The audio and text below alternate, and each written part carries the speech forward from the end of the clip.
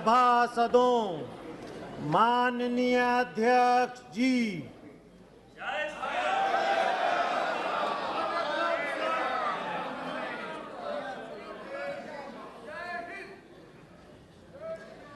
Item number 1 माननीय वित्त मंत्री श्रीमती निर्मला सीतारमण जी।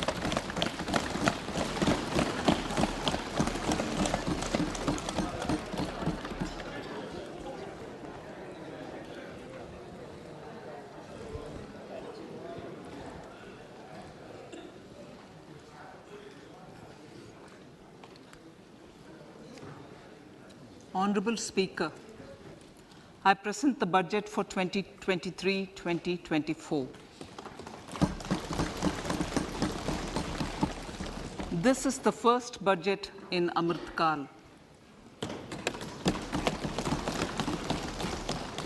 This budget hopes to build on the foundation laid in the previous budget and the blueprint drawn for India at 100. We envision a prosperous and inclusive India in which the fruits of development will reach all sections and citizens, especially our youth, women, farmers, OBCs, scheduled castes, and scheduled tribes. In the 75th year of our independence, the world has recognized the Indian economy as a bright star. Our current year's economic growth is estimated to be at 7%. It is notable that this is the highest among all the major economies. This is in spite of the massive slowdown globally caused by COVID-19 and the war. The Indian economy is therefore on the right track and despite a time of challenges, heading towards a bright future. Today, as Indians stand with their head held high and the world appreciates India's achievements and successes, we are sure that elders who had fought for India's independence will, with joy, bless us in our endeavors going forward as well. Our focus on wide-ranging reforms and sound policies implemented through Sabka Prayas, resulting in Jan Bhagidari and targeted support to those in need, helped us perform well in trying times. India's rising global profile is because of the several accomplishments. Unique world-class digital public infrastructure, example, Aadhaar, CoWIN, and UPI. COVID vaccination drive in unparalleled scale and speed, proactive role in frontier areas such as achieving the climate-related goals, Mission Life, and National Hydrogen Mission. During the COVID-19 pandemic, we ensured that no one goes to bed hungry with a scheme to supply free food grains to over 80 crore persons for 28 months. Continuing our commitment to ensure food and nutritional security, we are implementing from 1st January 2023 a scheme to supply free food grain to all Antyodaya and priority households for the next 1 year. Under PM Garib Kalyan Anna Yojana, the entire expenditure of about 2 lakh crore will be borne by the central government. In these times of global challenges, the G20 presidency gives us a unique opportunity to strengthen India's role in the world economic order. With the theme of Vasudhaiva Kutumbakam, we are steering an ambitious people-centric agenda to address global challenges and to facilitate sustainable economic development. The government's efforts since 2014 have ensured for all citizens a better quality of life and life of dignity. The per capita income has more than doubled to 1.97 lakh rupees. In these 9 years, the Indian economy has increased in size from being 10th to 5th largest in the world. We have significantly improved our position as well as a well-governed and innovative country with a conducive environment for business as reflected in several global indices. We have made a significant progress in many sustainable development goals. The economy has become a lot more formalized as reflected in the EPFO membership, more than doubling to 27 crore and rupees 7,400 crore digital payments of 126 lakh crore rupees through UPI in 2022. The efficient implementation of many schemes with universalization of targeted benefits has resulted in inclusive development. Some of the schemes are 11.7 crore household toilets under Swachh Bharat mission, which is achieved, 9.6 crore LPG connections under Ujjwala, 220 crore COVID vaccination of 102 crore persons, 47.8 crore PM Jan Dhan bank accounts, insurance cover for 44.6 crore persons under PM Suraksha Bima and PM Jeevan Jyoti Yojana, and cash transfer of 2.2 lakh crores of rupees to 11.4 crore to over 11.4 crore farmers under PM Kisan Samman Nidhi. Our vision for the Amrit Kal includes technology-driven and knowledge-based economy with strong public finances and a robust financial sector. To achieve this, Jan Bhagidari through Sabka Saath, Sabka Prayas is essential. The economic agenda for achieving this vision focuses on three things.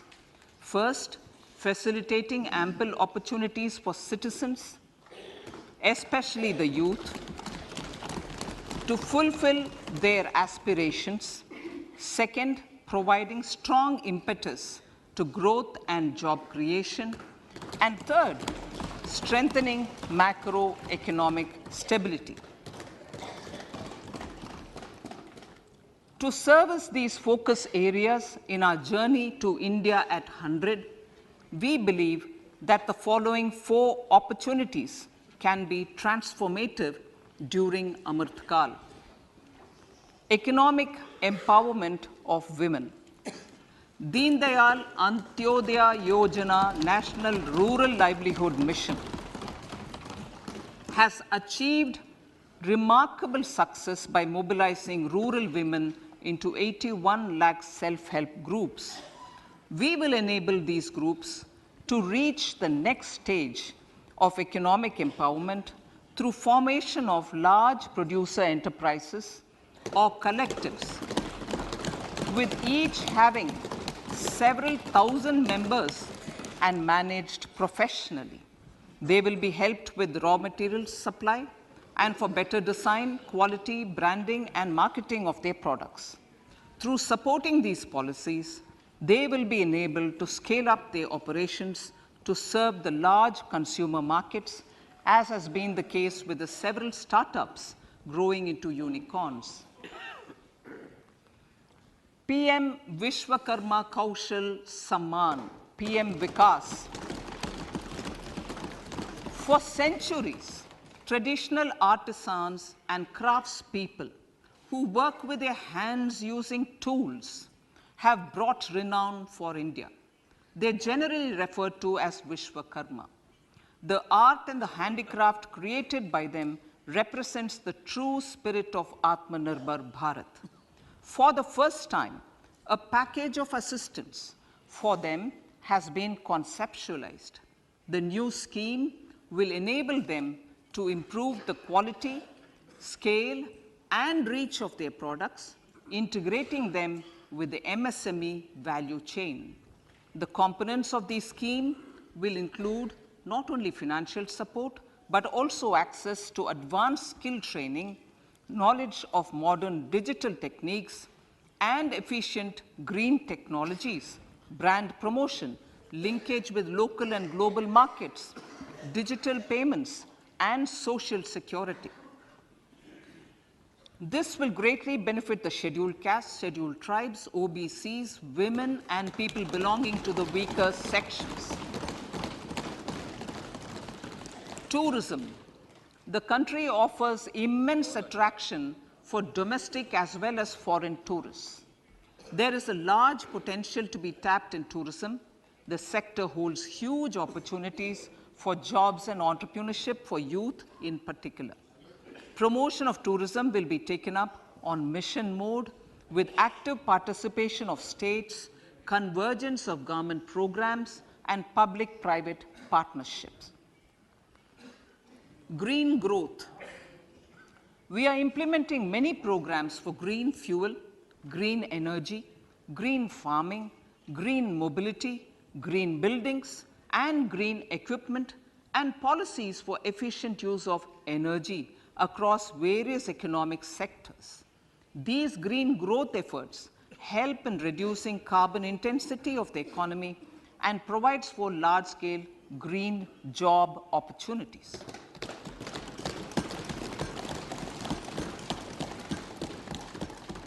Priorities of this budget. The budget adopts the following 7 priorities. They complement each other and act as the Saptarishi guiding us through the Amritkal. Inclusive development, reaching the last mile, infrastructure and investment, unleashing the potential, green growth, youth power, and financial sector. I now speak on the priority number 1, inclusive development.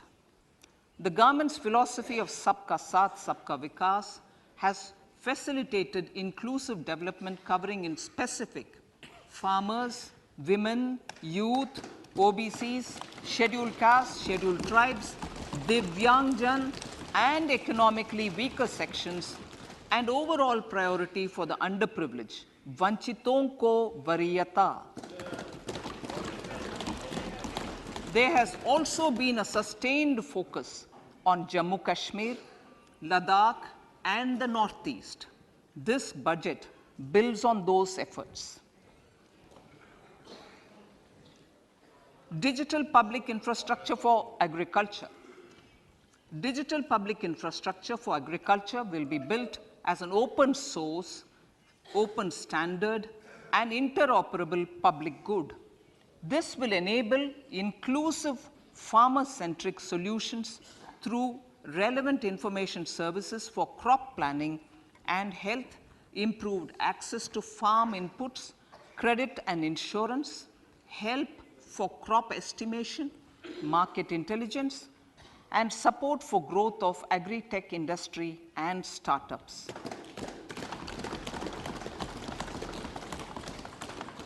An agriculture accelerator fund. An agriculture accelerator fund will be set up to encourage agri-startups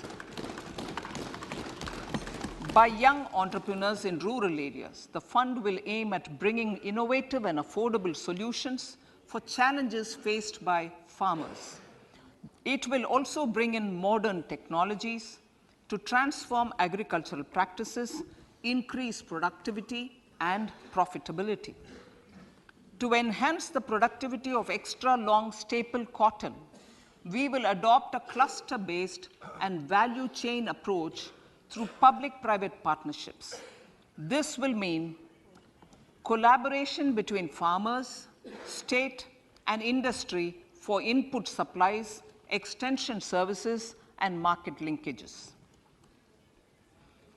We will launch an Atmanirbhar Clean Plant program to boost availability of disease-free, quality planting material for high-value horticultural crops at an outlay of 2,200 crores. Global hub for millets, millets which are Sri Anna. India is the forefront. India is at the forefront of popularizing millets, whose consumption furthers nutrition, food security, and welfare of farmers, said the Honorable Prime Minister. We are the largest producer and second largest exporter of Sri Anna in the world. We grow several types of Sri Anna, such as Sri Anna Jowar, Sri Anna Ragi, Sri Anna Bajra, Sri Anna Kutu, Ramdana, Kangni, Kutni, Kutki, Kodo, China, and Sama. These have a number of health benefits and have been an integral part of our food for centuries. I acknowledge with pride the huge service done by small farmers in contributing to the health of fellow citizens by growing these Sri Anna. Now, to make India a global hub for Sri Anna, the Indian Institute of Millet Research, ideally Indian Institute of the Sri Anna Research, Hyderabad, will be supported as the center of excellence for sharing best practices, research, and technologies at the international level. The agricultural credit target will be increased to 20 lakh crores with focus on animal husbandry, dairy, and fisheries.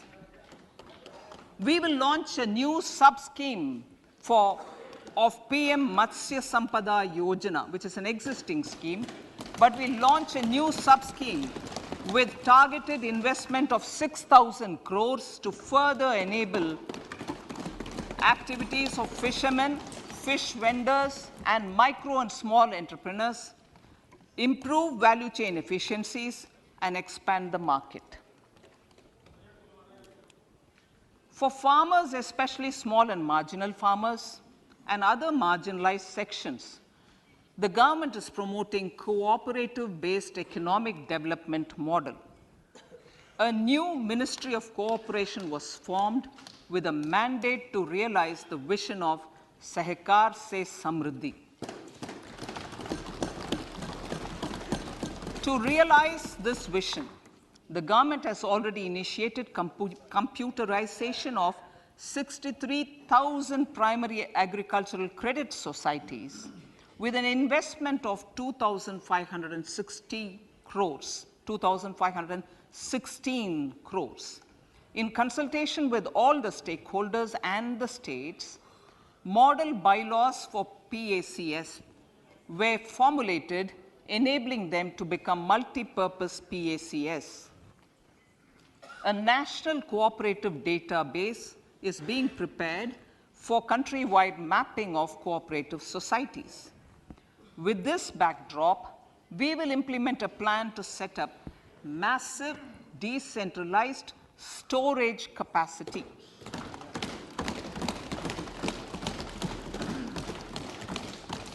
This will help farmers store their produce and realize remunerative prices through sale at appropriate times.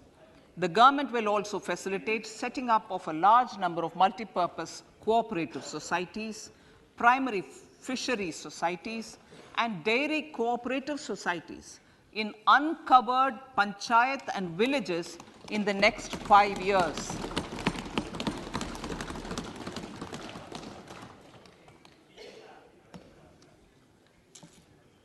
Health, education, and skilling. 157 new nursing colleges will be established in co-location in co-location with the existing 157 medical colleges established since 2014. A mission to eliminate sickle cell anemia by 2047 will be launched. It will entail awareness creation, universal screening of 7 crore people in the age group of 0 to 40 years in affected tribal areas, and counseling through collaborative efforts of central ministries and state governments. Facilities in select ICMR labs, Indian Council for Medical Research Labs, will be made available for research by public and private medical college faculty and private sector R&D teams for encouraging collaborative research and innovation.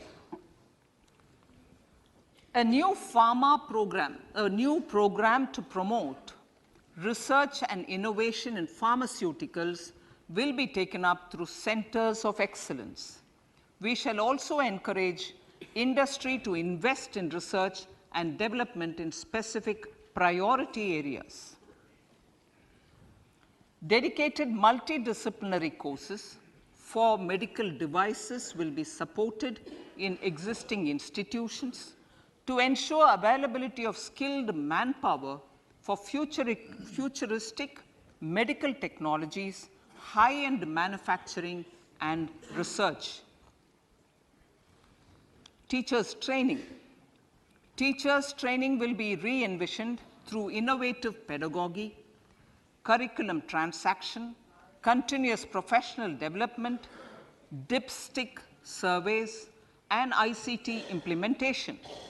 The District Institute of Education and Training will be developed as vibrant institutes of excellence for this purpose.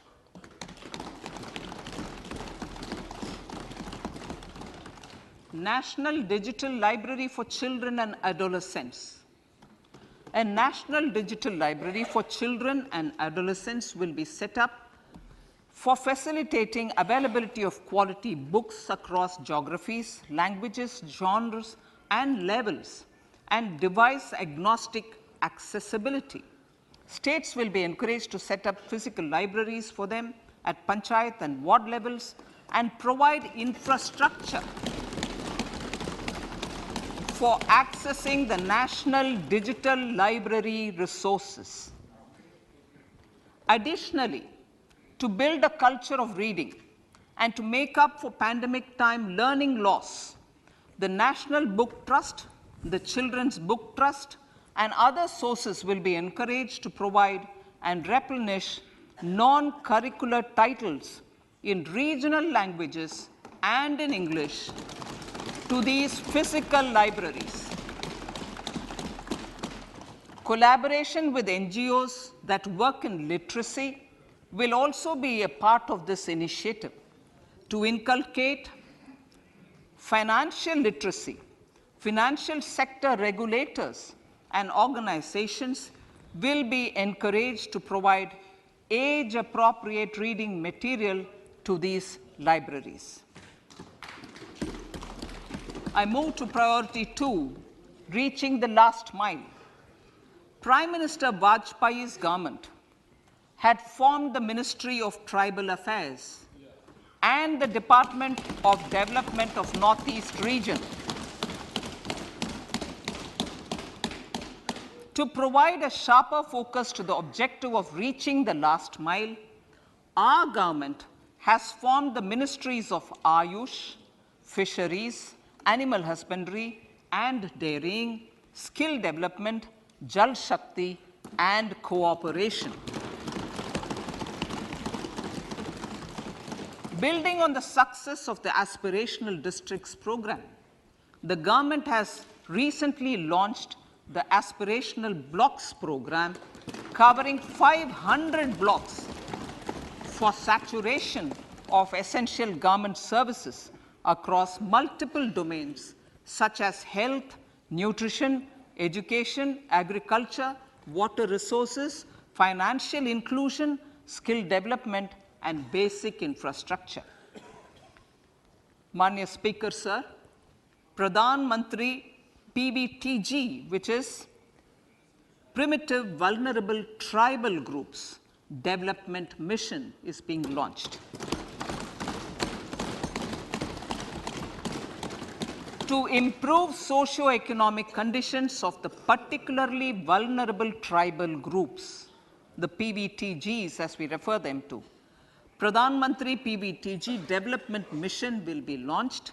This will saturate PBTG families and habitations with basic facilities such as safe housing, clean drinking water and sanitation, improved access to education, health, nutrition, road and telecom connectivity, and sustainable livelihood opportunities. An amount of 15,000 crores will be made available to implement the mission in the next 3 years under the Development Action Plan for the Scheduled Tribes. Ekalavya Model Residential Schools. In the next 3 years, Center will recruit 38,800 teachers and support staff for the 740 Ekalavya Model Residential Schools, which is serving 3.5 lakh tribal students.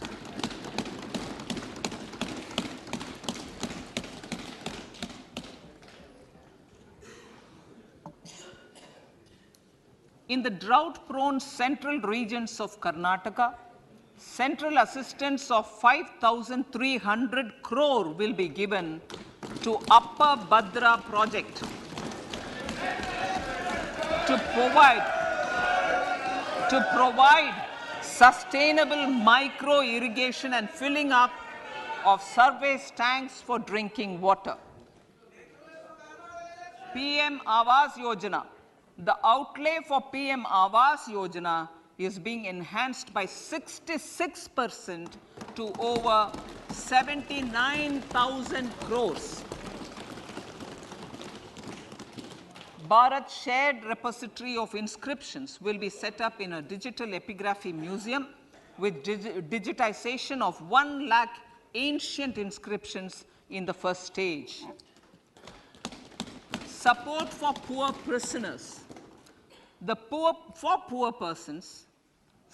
poor persons who are in prisons and unable to afford the penalty or the bail amount, required financial support will be provided.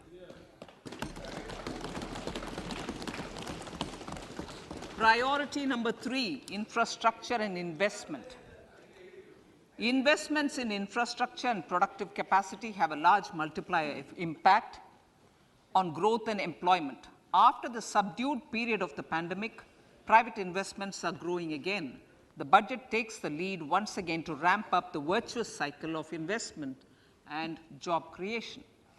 Honorable Speaker, sir, the capital investment outlay is being increased steeply for the 3rd year in a row by 33% to 10 lakh crores, which would be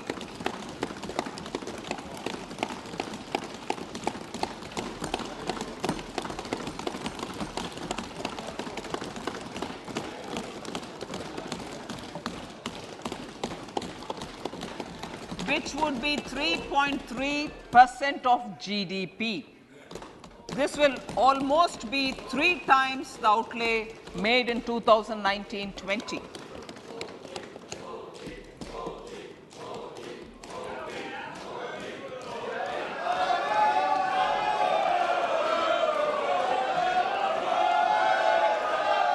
This substantial increase in recent years is central to the government's efforts to enhance growth potential and job creation, crowd in private investments, and provide a cushion against global headwinds. The direct capital investment by the center is complemented by the provision made for creation of capital assets through grants and aids to state. The effective capital expenditure of the center is budgeted at 13.7 lakh crore rupees, which will be 4.5% of GDP. Support to state governments for capital investment. I have decided to continue the 50-year interest-free loan to state governments for 1 more year to spur investment in infrastructure and to incentivize them for complementary policy actions with a significantly enhanced outlay of 1.3 lakh crores.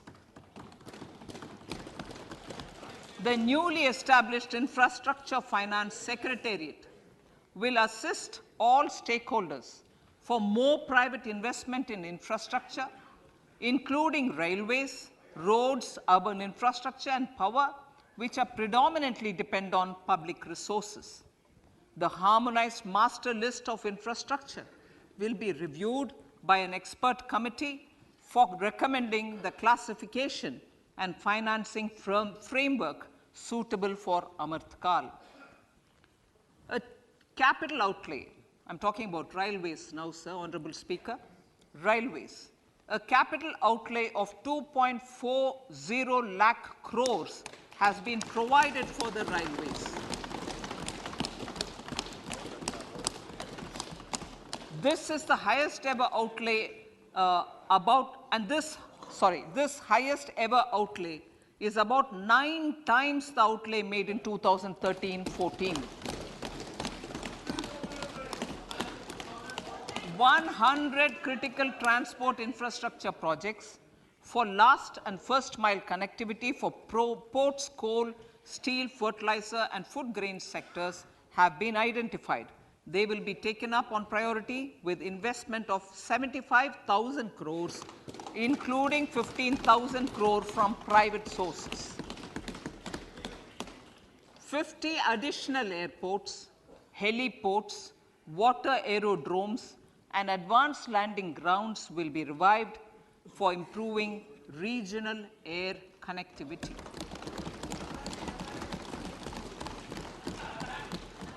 Sustainable cities for tomorrow.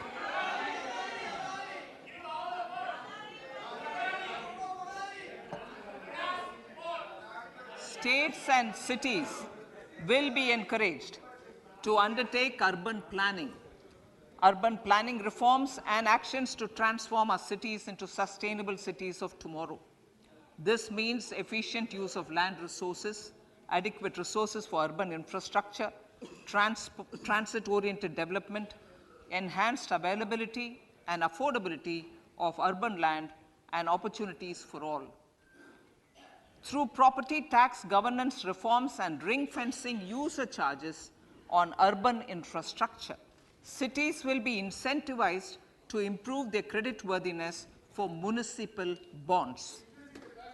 Like the RIDF, an Urban Infrastructure Development Fund will be established through use of priority sector lending shortfall.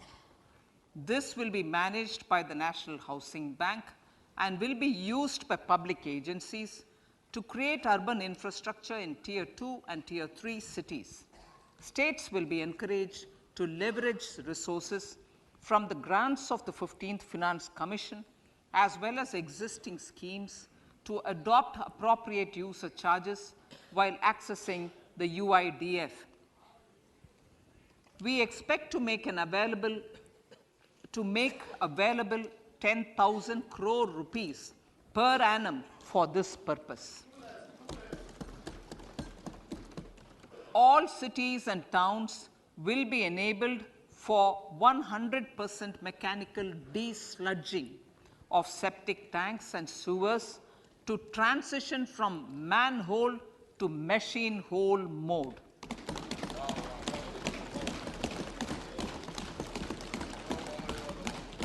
Enhanced focus will be provided for scientific management of dry and wet waste. Honorable Speaker, sir, our Prime Minister had said, good governance is the key to a nation's progress. Our government is committed to providing a transparent and accountable administration which works for the betterment and welfare of common citizens. Mission Karma Yogi. Under Mission Karma Yogi, center, states, and the union territories are making and implementing capacity building plans for civil servants. The government has also launched an integrated online training platform, I Got Karma Yogi, to provide continuous learning opportunities for lakhs of government employees to upgrade their skills and facilitate people-centric approach. Sir, for enhancing ease of doing business, more than 39,000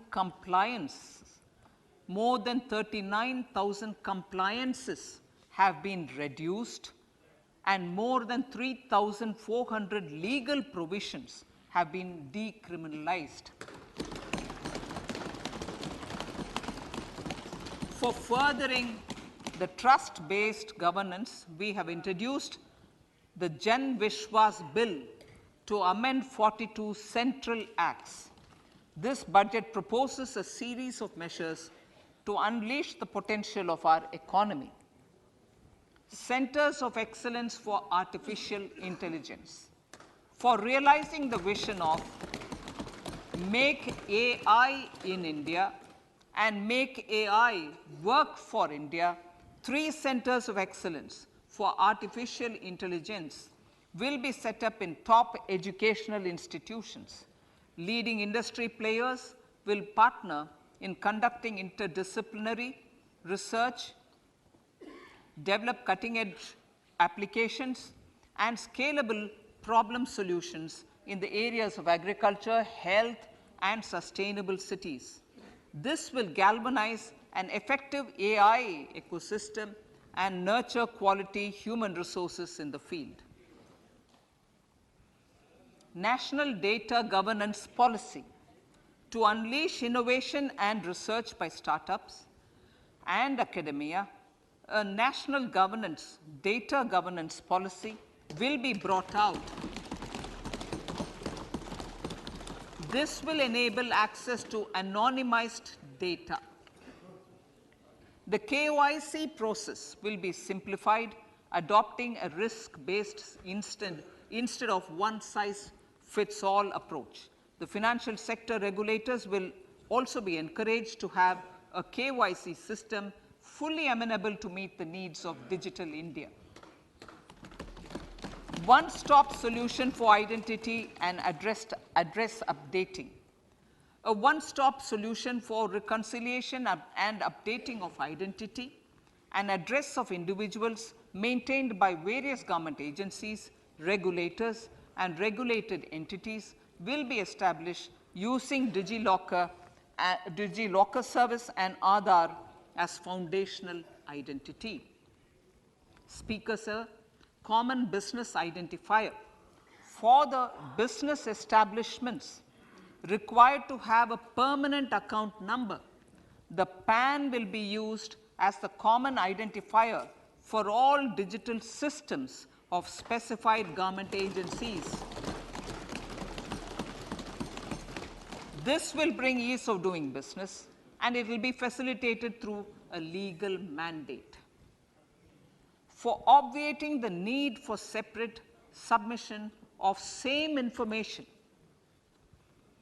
to different government agencies, a system of unified filing process will be set up. Such filing of information or return in simplified forms on a common portal will be shared with other agencies as per the filer's choice. Vivad se Vishwas 1, relief for MSMEs. In cases of failure by MSMEs to execute contracts during the COVID period, 95% of the forfeited amount relating to the bid or performance security will be returned to them by government and government undertakings. This will provide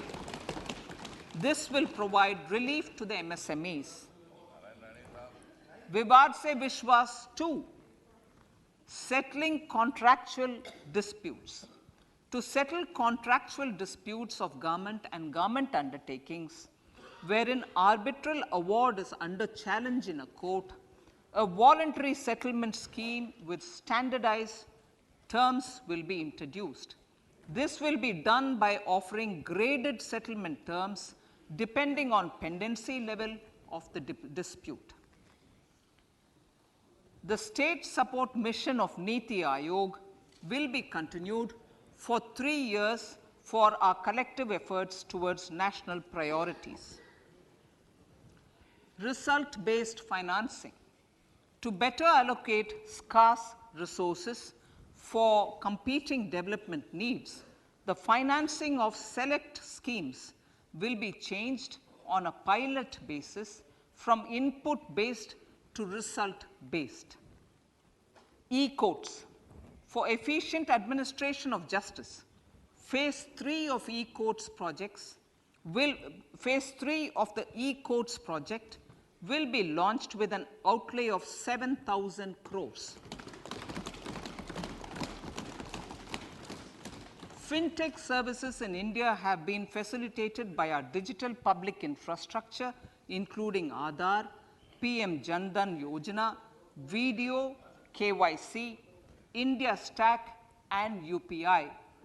To enable more fintech innovative services, the scope of documents available in DigiLocker for individuals will be expanded. An entity DigiLocker will be set up for the use by MSMEs, large businesses, and also charitable trusts. This will be towards storing and sharing documents online securely whenever needed with various authorities, regulators, banks, and other business entities. 5G services. 100 labs for developing applications using 5G services will be set up in engineering institutions.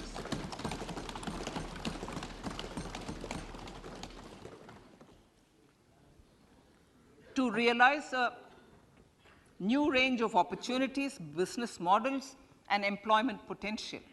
The labs will cover, among others, applications such as smart classrooms, precision farming, intelligent transport systems, and healthcare applications. Lab-grown diamonds.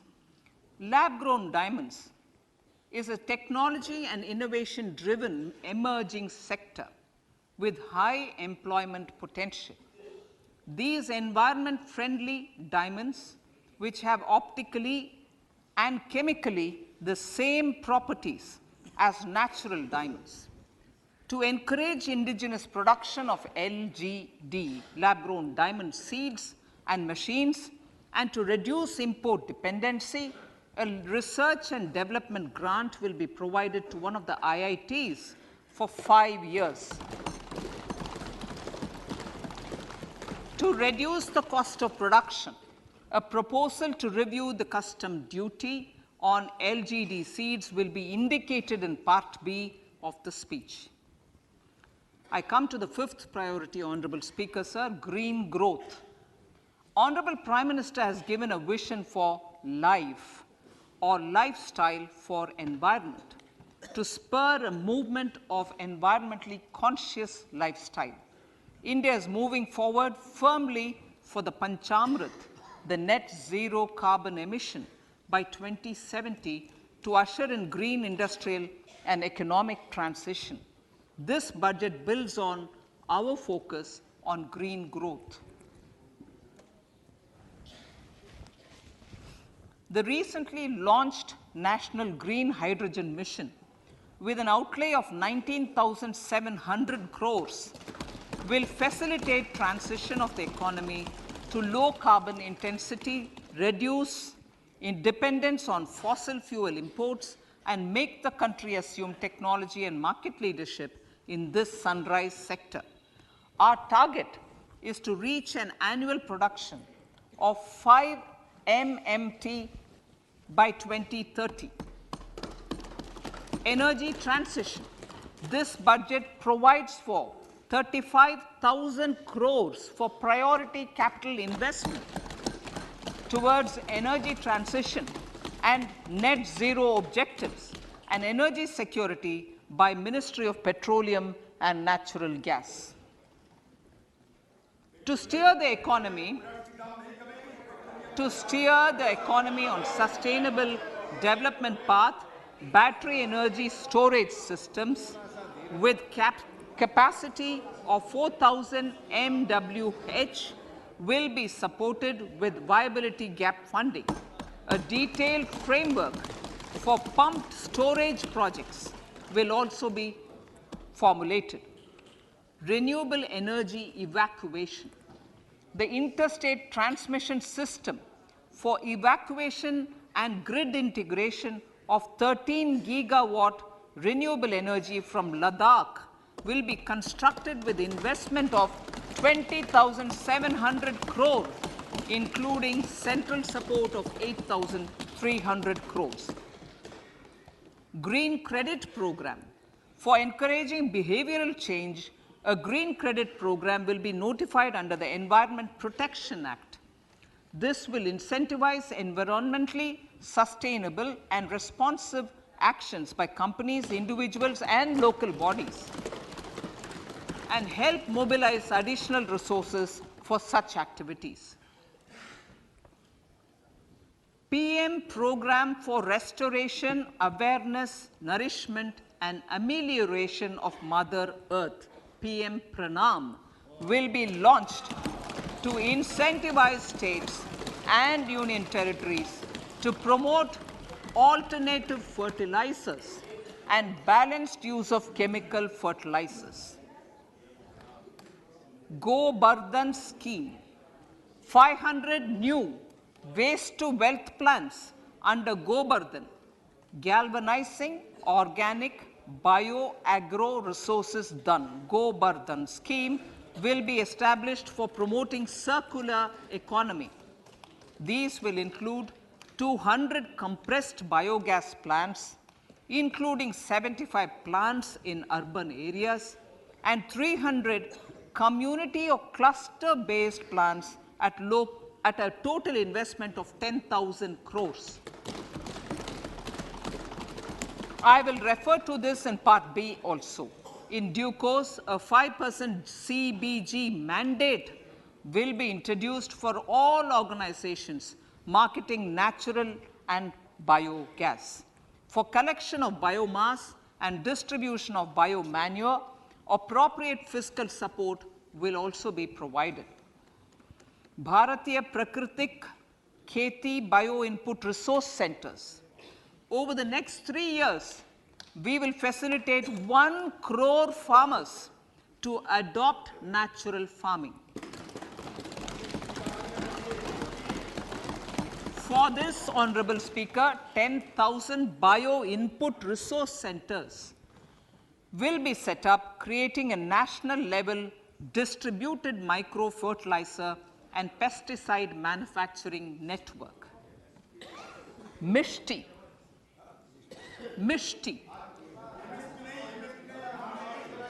Building on India's success in afforestation, mangrove initiative for shoreline habitats and tangible incomes, Mishti, will be taken up for mangrove plantation along the coastline and on salt pan lands wherever feasible through convergence between Manrega, Campa, Fund and other sources. Amrit Dharohar. Wetlands are vital ecosystems which sustain biological diversity. In his latest Mann Ki Baat, the Prime Minister said, now, I quote, now the total number of Ramsar sites in our country has increased to 75, whereas before 2014, there were only 26, unquote.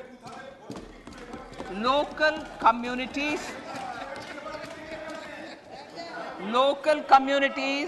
have always been at the forefront of conservation efforts. The government will promote their unique conservation values through Amrit Dharohar, a scheme that will be implemented over the next 3 years to encourage optimal use of wetlands and enhance biodiversity, carbon stock, ecotourism opportunities, and income generation for local communities. Coastal shipping. Coastal shipping will be promoted as the energy efficient and lower cost mode of transport, both for passengers and freight, through PPP mode with viability gap funding. Vehicle replacement. Vehicle replacement is an important continuing policy, replacing the old political, I know, replacing, absolutely, thank you. Replacing old polluting vehicles. May be applicable, right? Replacing old polluting vehicles is an important part of greening our economy. In furtherance of the vehicle scrapping policy mentioned in Budget 21-22, I have allocated adequate funds to scrap old vehicles of the central government. States will also be supported in replacing old vehicles and old state ambulances. Honorable Speaker, sir, I move to priority 6, youth power. To empower our youth and help the Amrit PD realize their dreams, we have formulated the National Education Policy, which is very wide in its scope, but one of the things is also to focus on skilling, adopted economic policies that facilitate job creation at scale and have supported business opportunities. Pradhan Mantri Kaushal Vikas Yojana. Pradhan Mantri Kaushal Vikas Yojana 4.0 will be launched to skill lakhs of youth within the next 3 years. On-job training, industry partnership, and alignment of courses with needs of industry will be emphasized. The scheme will also cover new age courses for Industry 4.0 like coding, AI, robotics, mechatronics, IoT, 3D printing, drones, and other soft skills. To skill youth for international opportunities, 30 Skill India International Centers will be set up across different states. The digital ecosystem for skilling will be further expanded with the launch of a unified Skill India digital platform for enabling demand-based formal skilling, linking with employers including MSMEs, and facilitating access to entrepreneurship schemes.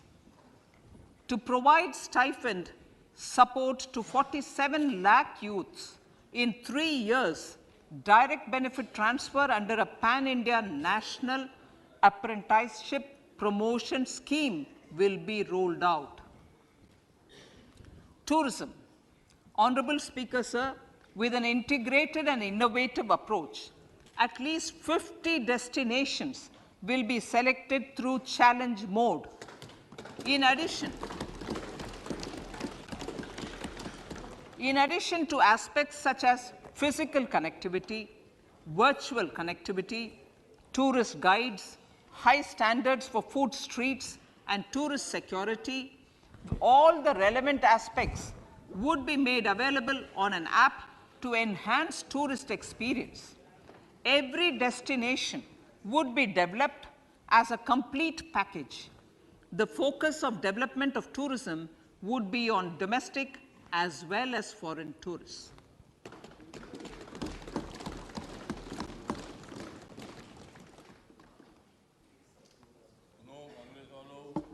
Sector-specific skilling and entrepreneurship development will be dovetailed to achieve the objectives of Dekho Apna Desh initiative. This was launched as an appeal by the Honorable Prime Minister to the middle class to prefer domestic tourism over international tourism. The integrated development of theme-based tourist circuits, the Swadesh Darshan scheme, was also launched. Under the Vibrant Villages program, tourism infrastructure and amenities will be facilitated in border villages. Unity Mall. States will be encouraged to set up a Unity Mall in their state capital or most prominent tourism center or the financial capital for promotion and sale of their one district, one product and GI products and other handicraft products, and for providing space for such products of all other states as well. Sir, priority number 7, financial sector. Our reforms in the financial sector and innovative use of technology have led to financial inclusion at scale, better and faster service delivery, ease of access to credit, and participation in financial markets. This budget proposes to further these measures. Credit guarantee for MSMEs. Last year, I proposed revamping of the credit guarantee scheme for the MSMEs. I am happy to announce that the revamped scheme will take effect from 1st April 2023 through infusion of 9,000 crores in the corpus. This will enable additional collateral-free guaranteed credit of 2 lakh crores of rupees. Further, the cost of credit will be reduced by about 1%. A national financial information registry will be set up to serve as the central repository of financial and ancillary information. This will facilitate efficient flow of credit, promote financial inclusion, and foster financial stability. A new legislative framework will govern this credit public infrastructure and will be designed in consultation with the RBI. To meet the needs of Amritkal and to facilitate optimum regulation in the financial sector, public consultation, as necessary and feasible, will be brought to the process of regulation making and issuing subsidiary directions. To simplify, to ease, and to reduce cost of compliance, financial sector regulators will be requested to carry out a comprehensive review of existing regulations. For this, they will consider suggestions from public and regulated entities. Time limits to decide the application under various regulations will also be laid down. Honorable Speaker, sir, to enhance business activities in GIFT IFSC, the following measures will be taken. Delegating powers under the SEZ Act to the IFSCA to avoid dual regulation. Setting up a single window IT system for registration and approval of IFSCA, SEZ authorities, GSTN, RBI, SEBI, and IRDAI. Permitting acquisition financing by IFSC banking units of foreign banks. Establishing a subsidiary of Exim Bank for trade refinancing. Amending IFSCA Act for statutory provisions for arbitration, ancillary services, and avoiding dual regulation under the SEZ Act, and recognizing offshore derivative instruments as valid contracts. Honorable Speaker, sir, data embassy. For countries looking for digital continuity solutions, we will facilitate setting up of their data embassies in GIFT IFSC.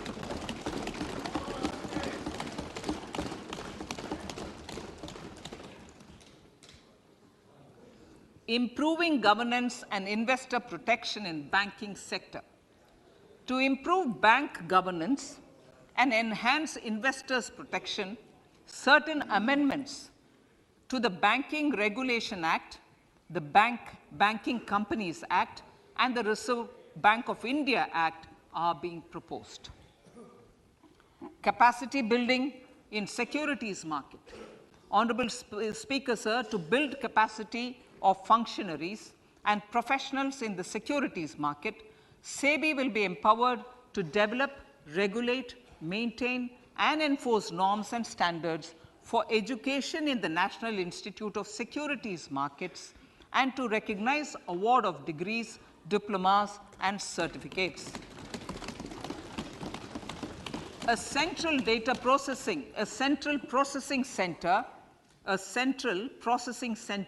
will be set up for faster response to companies through centralized handling of various forms filed with field officers under the Companies Act. Reclaiming of shares and dividends. For investors to reclaim unclaimed shares and unpaid dividends from the Investor Education and Protection Fund Authority with ease, from the Investor Education and Protection Fund Authority with ease, an integrated IT portal will be established. Digital payments continue to find wide acceptance. In 2022, they show an increase of 76% in transaction and 91% in value. Fiscal support for this digital public infrastructure will continue in 2023-2024. Azadi Ka Amrit Mahotsav, Mahila Samman Bachat Patra. For commemorating Azadi Ka Amrit Mahotsav, a one-time new small savings scheme, Mahila Samman Savings Patra or Savings Certificate, Mahila Samman Savings Certificate will be made available for a 2-year period up to March 2025. This will offer deposit facility up to 2 lakh in the name of a woman or girls for a tenure of 2 years at fixed interest rate of 7.5% with partial withdrawal option. Senior citizens. The maximum deposit limit for senior citizens savings scheme will be enhanced from 15 lakh to 30 lakhs of rupees. The maximum deposit limit for monthly income account scheme will be enhanced from 4.5 lakh to 9 lakh for single account and from 9 lakh to 15 lakh for joint account. Honorable Speaker, sir, fiscal management. 50 years interest-free loan to states. The entire 50-year loan to states has to be spent on capital expenditure within 2023-24. Most of this will be at the discretion of the states, but a part will be conditional on states increasing their actual capital expenditure. Parts of the outlay will also be linked to or allocated for the following purposes: scrapping old government vehicles, urban planning reforms and actions, financing reforms in urban local bodies to make them credit-worthy for municipal bonds, housing for police personnel above or as part of the police station, constructing unity malls, children and adolescent libraries and digital infrastructure, and state share of capital expenditure of central schemes. Honorable Speaker, sir, fiscal deficit of states. States will be allowed a fiscal deficit of 3.5% of GSDP, of which 0.5% will be tied to power sector reforms. Revised estimates 2022 to 2023. The revised estimate, Honorable Speaker, sir, of the total receipts other than borrowing is 24.3 lakh crores, of which the net tax receipts are 20.9 lakh crores. The revised estimate of the total expenditure is 41.9 lakh crores of rupees, of which the capital expenditure is about 7.3 lakh crores. The revised estimate of the fiscal deficit is 6.4% of GDP, adhering to the budget estimate. So, budget estimates of 2023-24. Coming to 2023-24, the total receipts other than borrowings and the total expenditure are estimated at 27.2 lakh crores and 45 lakh crores respectively. The net tax receipts are estimated at 23.3 lakh crores. The fiscal deficit is estimated to be 5.9% of the GDP. In my budget speech for 21-22, I had announced that we plan to continue the path of fiscal consolidation, reaching a fiscal deficit of below 4.5% by 2025-26, with a fairly steady decline over the period. We have adhered to this path, and I reiterate my intention to bring the fiscal deficit below 4.5% of GDP by 2025-26. To finance the fiscal deficit in 2023-24, the net market borrowings from dated securities are estimated at 11.8 lakh crores. The balance financing is expected to come from small savings and other sources. The gross market borrowings are estimated at 15.43 lakh crores of rupees. Honorable Speaker, sir, I now move to Part B.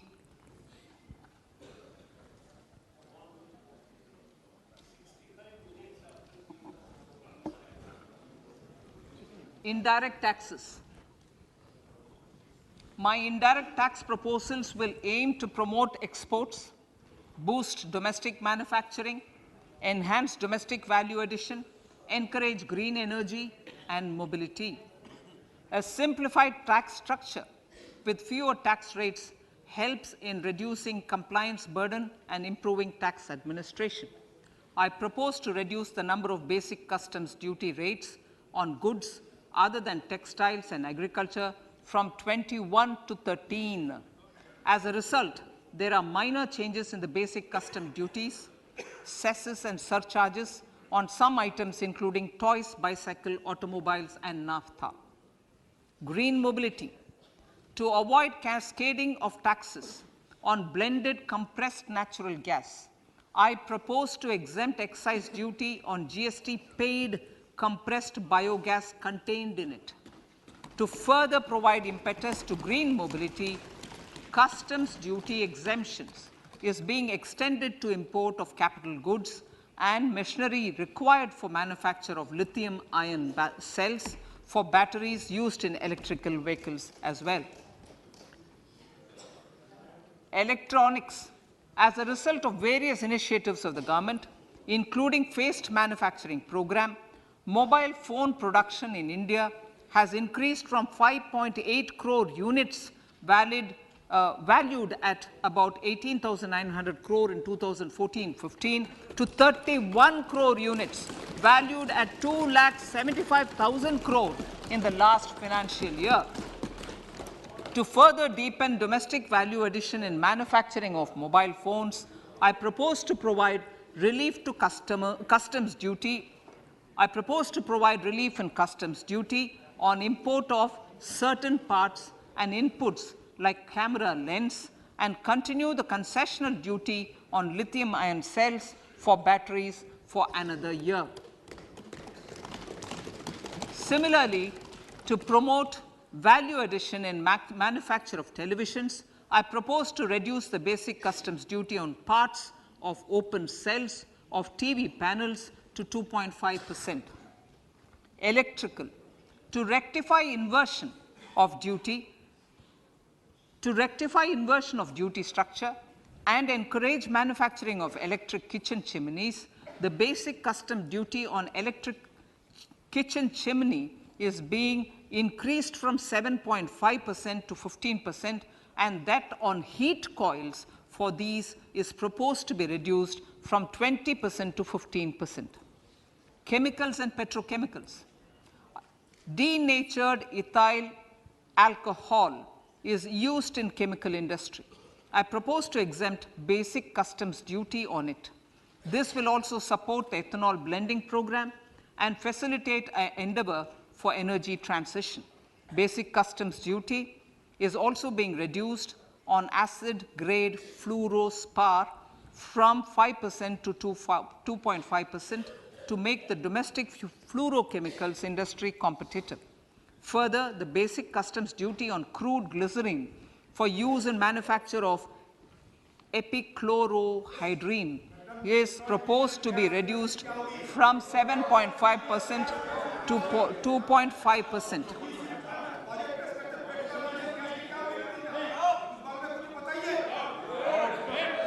Marine products. In the last financial year, marine products recorded the highest export growth, benefiting farmers in the coastal states of the country. To further enhance the export competitiveness of marine products, particularly shrimps, duty is being reduced on key inputs for domestic manufacture of shrimp feed.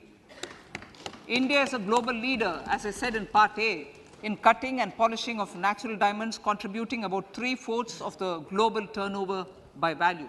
With the depletion of deposits of natural diamonds, the industry is moving towards lab-grown diamonds, and it holds huge promise. To seize this opportunity, I propose to reduce the basic customs duty on seeds used in their manufacture. Customs duties on door or doré and bars of gold and platinum were increased earlier this fiscal. I propose to increase the duties on articles made therefrom to enhance the duty differential. I also propose to increase the import duty on silver doors, bars, and articles to align them with that on gold and platinum. To facilitate availability of raw materials for the steel sector, exemptions from basic custom duty on raw materials for manufacture of CRGO steel, ferrous scrap, and nickel cathode is being continued. Similarly, the concessional BCD of 2.5% on copper scrap is also being continued to ensure the availability of raw materials for secondary copper producers who are mainly in the MSME sectors. Compounded rubber. The basic custom duty rate on compounded rubber is being increased from 10% to 25% or 30 kg, whichever is lower, at par with that of natural rubber other than latex, to curb circumvention of duty. Cigarettes. National calamity contingent duty on specified cigarettes was last revised 3 years ago. This is proposed to be revised upwards by about 16%. Direct taxes. I now come to my direct tax proposals. Honorable Speaker, these proposals aim to maintain continuity and stability of taxation, further simplify and rationalize various provisions to reduce the compliance burden, promote the entrepreneurial spirit, and provide tax relief to citizens. It has been constant endeavor of the Income Tax Department to improve taxpayers' services by making compliance easy and smooth. Our taxpayers portal received a maximum of 72 lakh returns in a day, processed more than 6.5 crore returns this year. Average processing period reduced from 93 days in financial year 13-14 to 16 days only now. And 45% of the returns were processed within 24 hours. We intend to further improve this, roll out the next generation common IT return form for taxpayer convenience, and also plan to strengthen the grievance redressal mechanism. MSMEs and professionals. MSMEs are growth engines of our economy. Micro enterprises with turnover up to 2 crore of rupees and certain professionals with turnover of up to 50 lakh rupees can avail the benefit of presumptive taxation. I propose to provide enhanced limits of 3 crore and 75 lakh respectively to the taxpayers whose cash receipts are no more than 5%. Whose cash receipts are no more than 5%. Moreover, to support MSMEs in timely receipt of payments, I propose to allow deduction for expenditure incurred on payments made to them only when payment is actually made. Cooperation. Cooperation is a value to be cherished.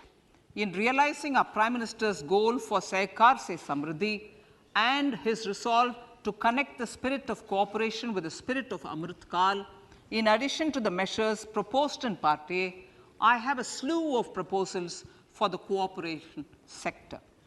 First, new cooperatives that commence manufacturing activities till 2024, 31st March, shall get the benefit of a lower tax rate of 15%, as is presently available to new manufacturing companies. Secondly, I propose to provide an opportunity to sugar cooperatives to claim payments made to sugarcane farmers for the period prior to the assessment year 2016-17 as expenditure. This is expected to provide them a relief of almost 10,000 crores. Thirdly, I am providing a higher limit of 2 lakh per member for cash deposits to loans in cash by primary agricultural cooperative societies and primary cooperative agriculture and rural development banks. I repeat that. Thirdly, I am providing a higher limit of 2 lakh per member for cash deposits to and loans in cash by primary agricultural cooperative societies and primary cooperative agricultural and rural development banks. Similarly, a higher limit of 3 crore for TDS on cash withdrawal is being provided to cooperative societies. Startups.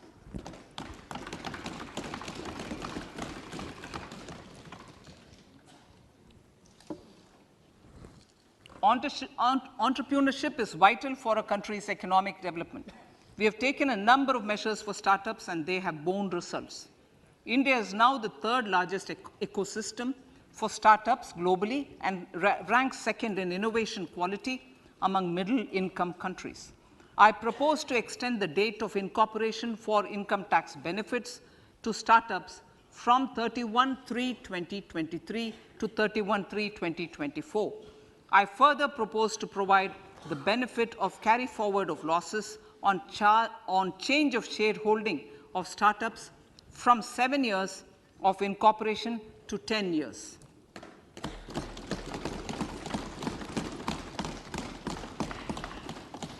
To reduce the pendency of appeals at commissioner level, I propose to deploy about 100 joint commissioners for disposal of small appeals. We shall also be more selective in taking up cases for scrutiny of returns already received this year. Better targeting of tax concessions. For better targeting of tax concessions and exemptions, I propose to cap deduction from capital gains on investment in residential house under Section 54 and Section 54F to 10 crores. Another proposal with similar intent is to limit income tax exemption from proceeds of insurance policies with very high value. Rationalization. Honorable Speaker, sir, there are a number of proposals relating to rationalization and simplification. Income of authorities, boards, and commissions set up by statutes of union or state for the purpose of housing, development of cities, towns, and villages, and regulating and developing an activity or matter is proposed to be exempted from income tax. Other major measures in this direction are removing the minimum threshold of 10,000 for TDS and clarifying taxability relating to online gaming. not treating conversion of gold into electronic gold receipts and vice versa as capital gains, reducing the TDS rate from 30% to 20% on taxable portion of EPF withdrawals in non-PAN cases, and taxation on income for market-linked debentures. Other major proposals in the finance bill relate to the following: extension of period of tax benefits to funds relocating to IFSC, GIFT City till 31/3/2025, decriminalization under Section 276A of the Income Tax Act, allowing carry forward of losses on strategic disinvestment, including that of IDBI Bank, and providing EEE status to Agniveer Fund. Personal income tax.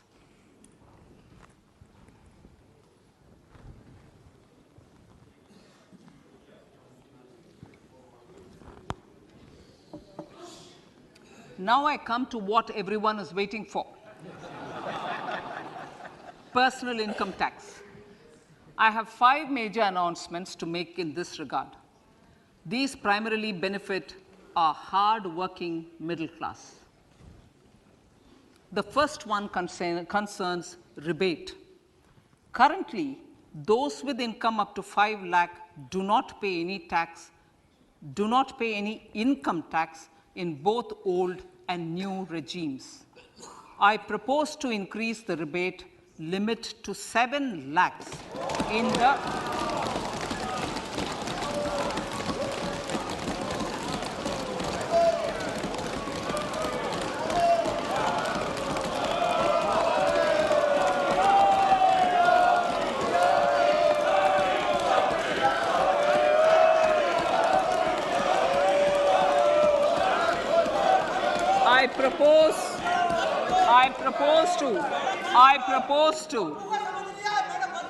I propose to increase the rebate limit to 7 lakh in the new tax regime.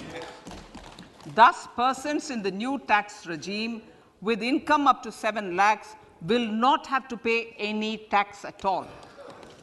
The second proposal relates to middle class individuals. I had introduced in the year 2020 the new personal income tax regime with 6 income slabs starting from 2.5 lakh. I propose to change the tax structure in this regime by reducing the number of slabs to 5 and increasing the tax exemption limit to 3 lakhs. The new tax rates are 0 to 3 lakh, nil; 3 to 6 lakhs, 5%; 6 to 9 lakhs, 10%; 9 to 12 lakh, 15%; 12 to 15 lakhs, 20%; and above 15 lakhs, 30%. This will provide major relief to all taxpayers in the new regime. An individual with an annual income of 9 lakhs will be required to pay only 45,000 rupees. This is only 5% of his or her income.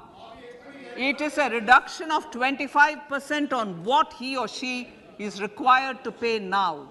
That is 60,000. So in the place of 60,000, it is now only 45,000.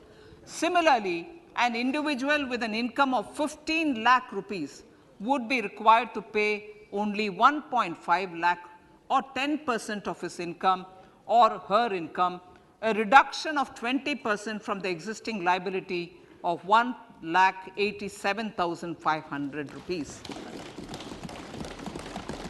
My third proposal is for the salaried class and the pensioners, including family pensioners, for whom I propose to extend the benefit of standard deduction to the new tax regime. Each salaried person with an income of 15.5 lakh rupees or more will thus stand to benefit by 52,500 rupees. My fourth announcement in personal income tax is regarding the highest tax rate, which in our country is 42.74%. This is among the highest in the world. I propose to reduce the highest surcharge rate from 37% to 25% in the new tax regime.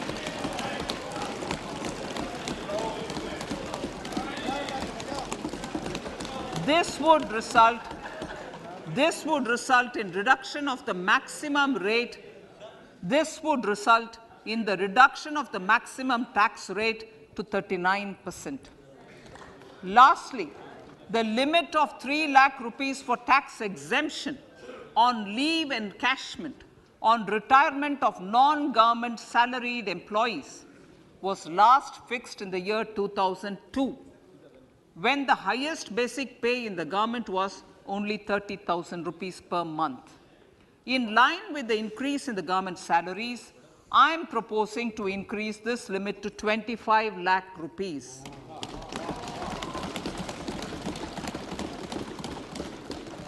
We are also making the new income tax regime as the default tax regime. However, citizens will continue to have the option to avail the benefit of the old tax regime. Apart from these, I am also making some other changes as given in the annexure. As a result of these proposals, revenue of about 38,000 crore to 37,000 crore in direct taxes and rupees 1,000 crore in indirect taxes will be foregone, while revenue of about 3,000 crore will be additionally mobilized. Thus, the total revenue foregone is about 35,000 crores annually. Honorable Speaker, sir, with these words, I commend the budget to this August House.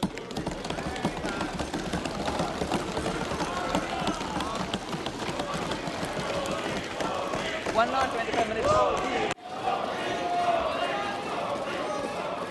Item number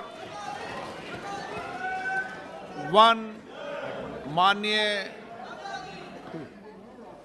item number 2 Shrimati Nirmala Sitharaman ji. Sir, with your permission, I lay on the table of the following statements. Under Section 3(1) of the Fiscal Responsibility Budget Management Act 2003, 1. Medium-term fiscal policy cum fiscal policy strategy statement and macroeconomic framework statement.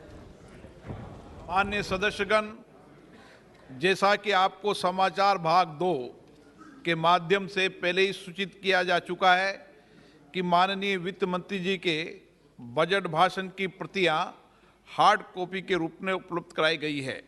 आप budget भाषण की अपनी अपनी प्रति प्रकाशन पलक से ले लें. आपको ये भी सूचित किया जाता है कि माननीय मंत्री द्वारा बजट प्रस्तुत किए जाने के पश्चात उसकी प्रतियां आपको मेंबर्स पोर्टल के माध्यम से उपलब्ध करा दी जाएगी.